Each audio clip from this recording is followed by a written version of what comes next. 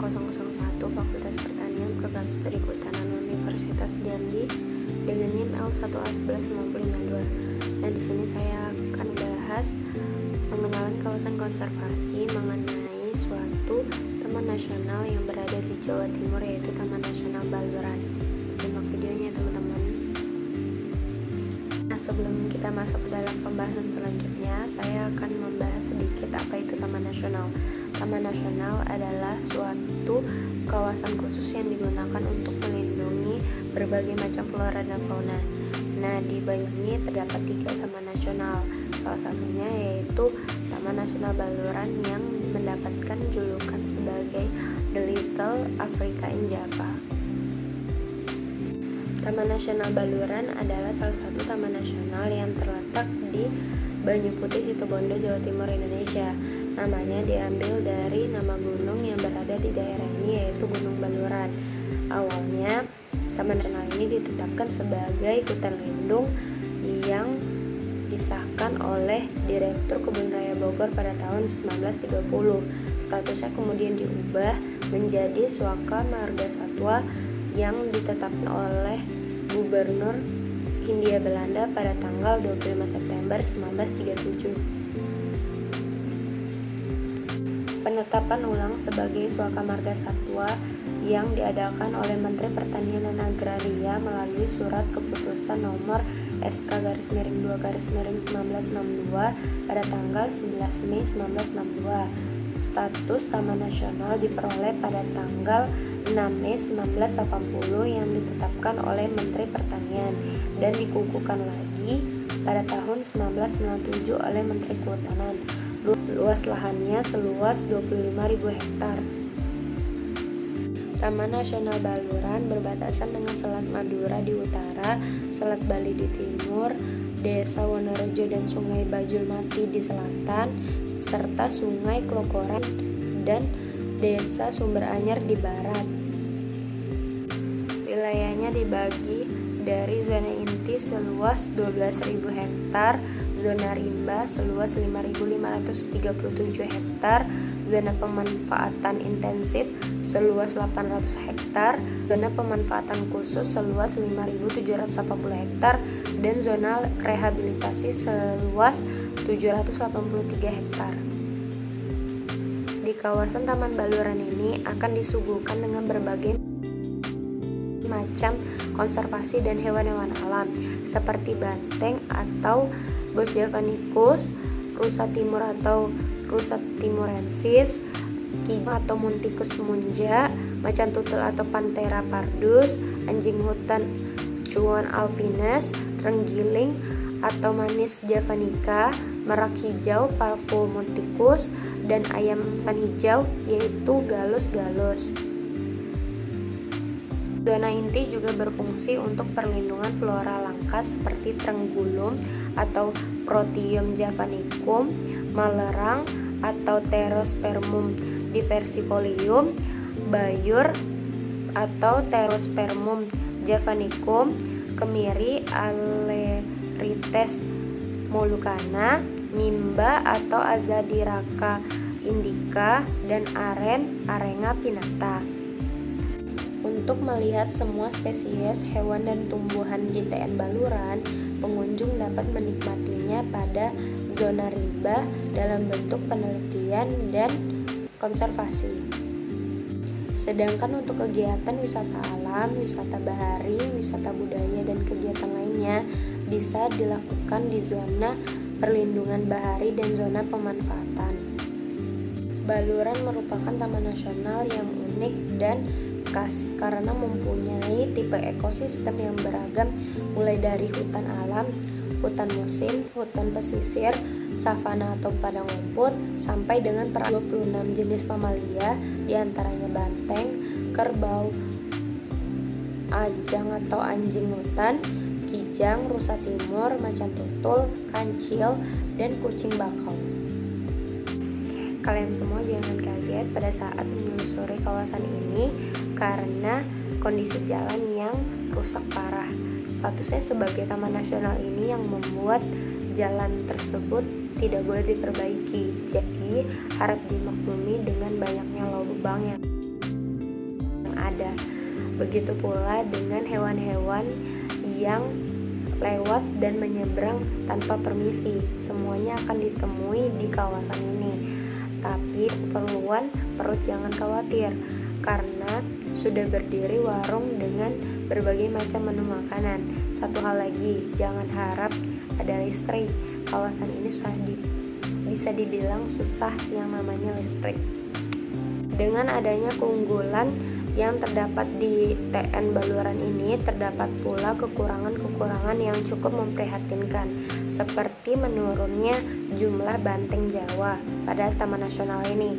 Nah, berdasarkan hasil sensus 1941 sampai 2012 dalam laporan review fauna Taman Nasional Baluran 2013, secara umum kondisi banteng Jawa memang mengalami penurunan drastis.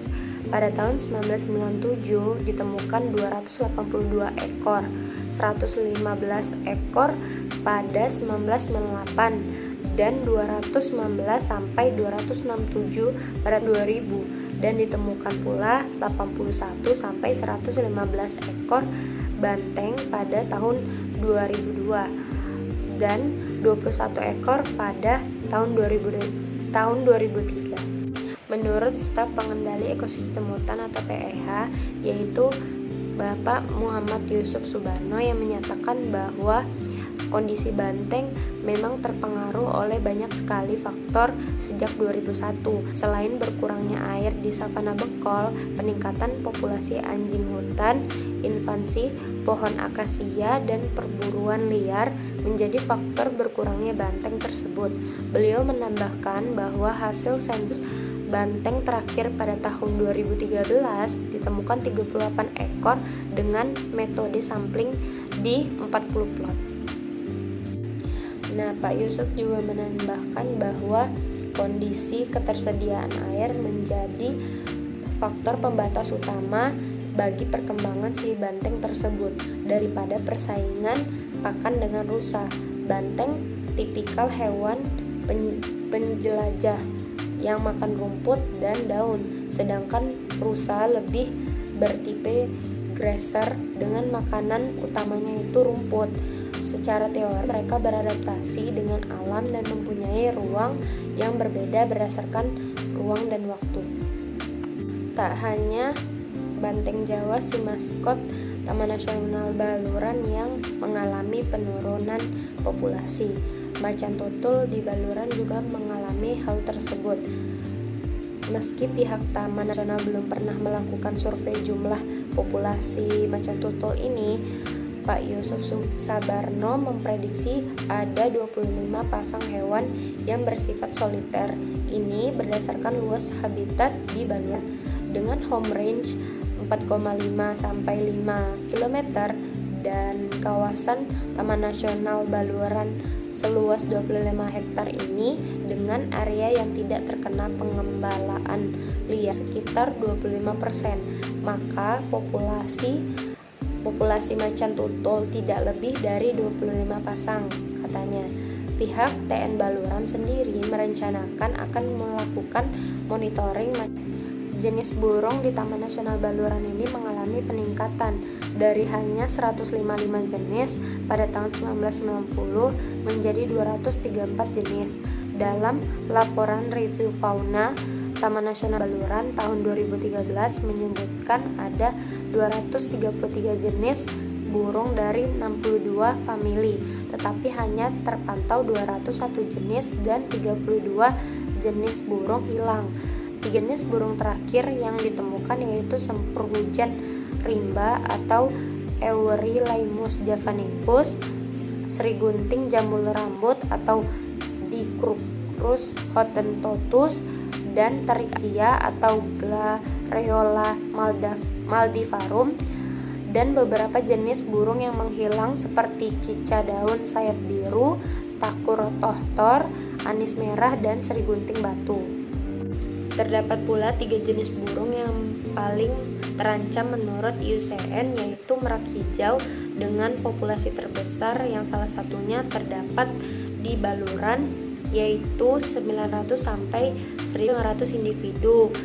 dan juga jalak putih yang hanya ada 12 individu, rangkok badak endemik Jawa dengan jumlah kurang dari 10 ekor. Kita masuk pada pembahasan keanekaragaman flora di Baluran. Dari laporan review potensi flora Taman Nasional Baluran tahun 2013, jumlah jenis tumbuhan makin bertambah dari 423 jenis tumbuhan pada tahun 1977 menjadi 475 spesies dengan 100 famili, dan penambahan flora terbaru yaitu 52 spesies dari 13 famili. 475 jenis tumbuhan tersebut antara lain 144 jenis pohon, 76 spesies tumbuhan perdu, 59 spesies rumput, 135 spesies herba, 42 spesies liana, 5 spesies anggrek, 13 spesies paku, 2 spesies parasit atau epifit.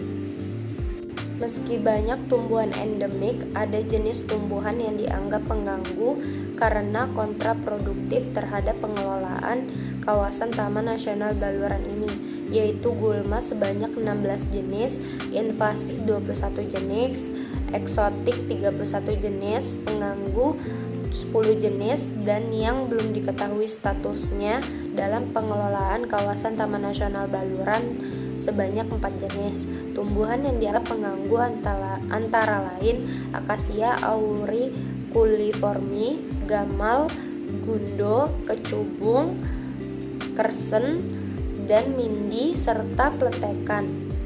Invasi pohon akasia, salah satu tumbuhan invasif yang sudah mengganggu keseimbangan ekosistem Taman Nasional Baluran adalah pohon akasia karena penyebaran dan pertumbuhannya sangat cepat. Staf Pengendali Ekosistem Hutan atau PEH Taman Nasional Baluran, Nanang Dwi Wahono, menjelaskan akasia diintrodusir ke TN Baluran sejak tahun 1880. Pada tahun 1969, pohon akasia ditanam di savana Bekol sebagai sekat bakar. Tahun 2012, hasil pengukuran menyebutkan akasia sudah menginvasi 5.592 hektar di kawasan Taman Nasional Baluran, mulai dari savana, hutan musim, sampai hutan pantai. Secara umum, perubahan ekosistem savana mempengaruhi rusa dan banteng dalam mencari makan, meski pakan tersedia di seluruh kawasan, karena savana juga berfungsi sebagai ruang terbuka bagi berbagai satwa termasuk rusa dan banteng, kata beliau. Nah, terdapat pula upaya penanganan pertumbuhan pohon akasia.